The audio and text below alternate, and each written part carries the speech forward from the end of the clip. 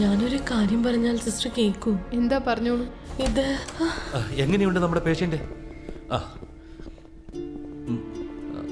U are all right. Okay, very good. Everything is fine. ഇപ്പൊ ക്ഷീണമൊന്നും തോന്നില്ലല്ലോ? ഇല്ല. നിങ്ങൾ രാത്രി കൂടെ ഉണ്ടായിരിക്കുമല്ലോ അല്ലേ? അനിയത്തി വീട്ടിൽ പോയോ മോളെ? ഇല്ല, അവക്ക് നൈറ്റ് ഡ്യൂട്ടിയാ. ഡ്യൂട്ടി റൂമിലുണ്ട്. അവന്റെ കളി ഇന്നലത്തോടെ തീർന്നിരിക്കുന്നു. ഇനി നമ്മൾ ആ ഗോൾ അടിക്കാൻ പോകുന്നത് എങ്ങനെയെന്നാ പറയാം. പക്ഷെ ഇത് തമാശയല്ല, വളരെ സൂക്ഷിക്കണം. മോൾ ഒന്നുകൊണ്ടും വിഷമിക്കണ്ട. സൂര്യൻ തിരുമേനി വന്നാൽ അദ്ദേഹത്തിന് കാര്യങ്ങൾ മനസ്സിലാവും. അതുവരെ ഞങ്ങൾ പറയുന്ന ഒന്നനുസരിക്കണം. എന്നാ പോയിട്ട് രാവിലെ വരാം. അപ്പോൾ ശരി, ഗുഡ് നൈറ്റ്. കമോൺ ബിഷ, ഇനി അവൻ എന്ത് ചെയ്യുമെന്ന് നമുക്ക് നോക്കാം.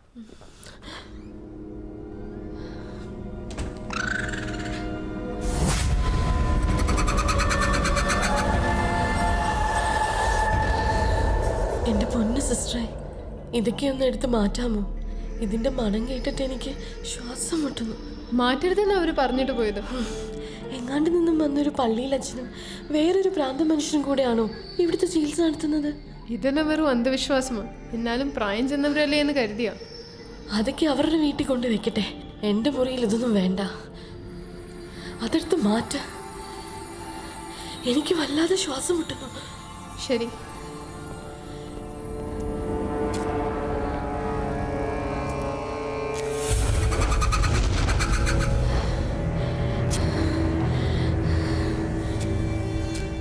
ഞങ്ങൾക്ക് ഈ കുരിശിലൊന്നും വിശ്വാസമില്ല. അതും കൂടി എടുത്തങ്ങ് മാറ്റിക്കും.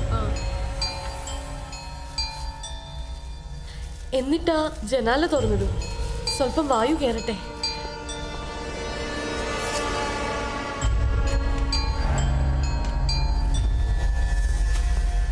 അതൊന്നും ഇവിടെ വെക്കണ്ട. വല്ലാത്ത മണം. പുറത്തു കൊണ്ട് വെക്കും.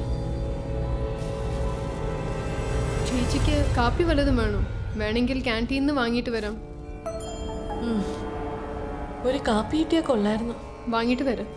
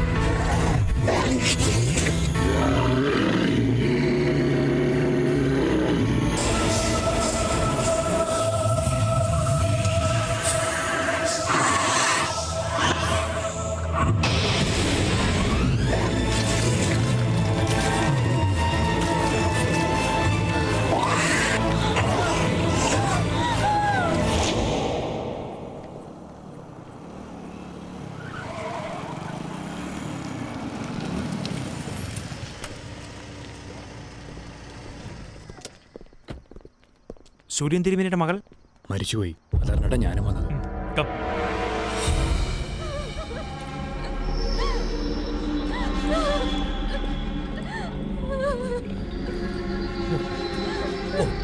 ചേച്ചി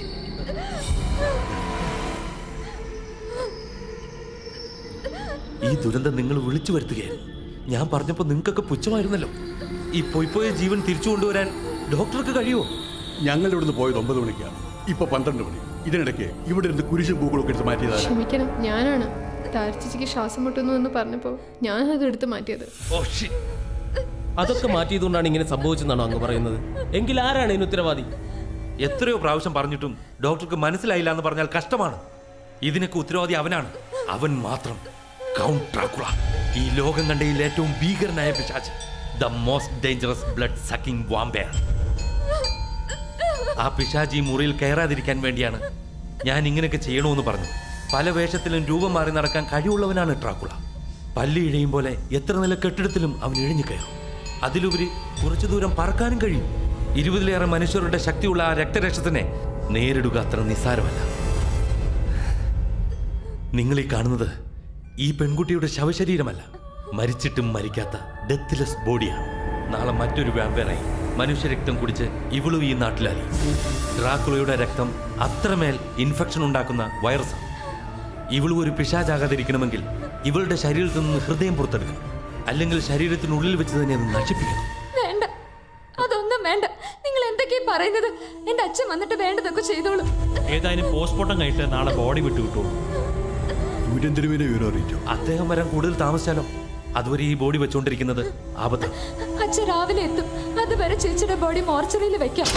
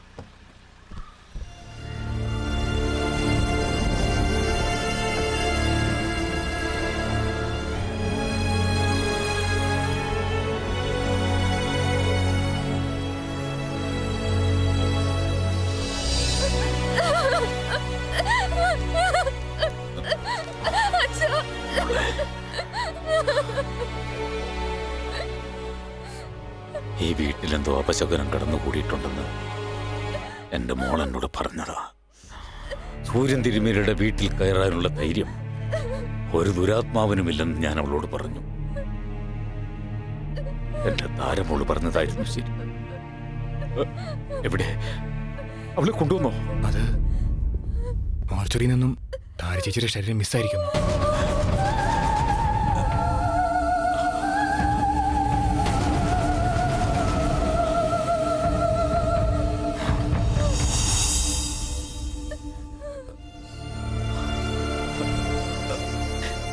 എന്റെ മഹാഭദ്രേ,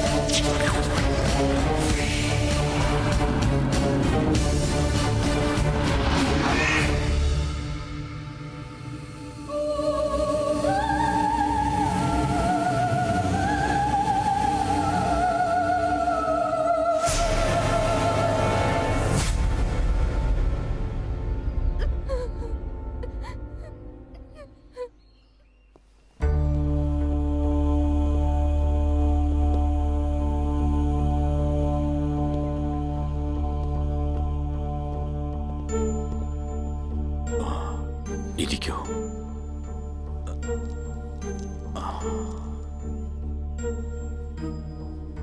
ഞാനാ അങ്ങയോട് ഫോണിൽ സംസാരിച്ച ബിഷപ്പ് വർഗീസ് പുത്തമ്പുരയ്ക്കൽ. ഡ്രാക്കുള എന്ന ഭീകര പിശാച് റുമേനിയയിൽ നിന്നും നമ്മുടെ ഈ കൊച്ചു കേരളത്തിൽ എത്തിയിരിക്കുന്നുവെന്ന് അങ്ങ് പറഞ്ഞത് ശരിയാ. പക്ഷേ അതിൽ ഞെട്ടിക്കുന്ന ഒരു വിവരമാണ് ഞാനിപ്പോൾ കണ്ടത്. ഇവിടെ വന്ന് എന്നിൽ നിന്നും മന്ത്രതന്ത്രങ്ങൾ പഠിച്ച ഒരു ചെറുപ്പക്കാരന്റെ ശരീരത്തിലാണ് ആ രക്തരക്ഷസ് ഇപ്പോൾ കുടിയേറിയിരിക്കുന്നത്. അതുകൊണ്ടാണ് ഈ സൂര്യമൂർത്തി മനയുടെ ശക്തിയെപ്പോലും ഭേദിക്കാൻ അവന് കഴിഞ്ഞത്. Benny, give it. ഈ ഫോട്ടോയിൽ കാണുന്ന മിസ്റ്റർ റോയി ആണോ അങ്ങയുടെ അടുത്ത് മന്ത്രതന്ത്രങ്ങൾ പഠിക്കാൻ വന്ന ചെറുപ്പക്കാരൻ?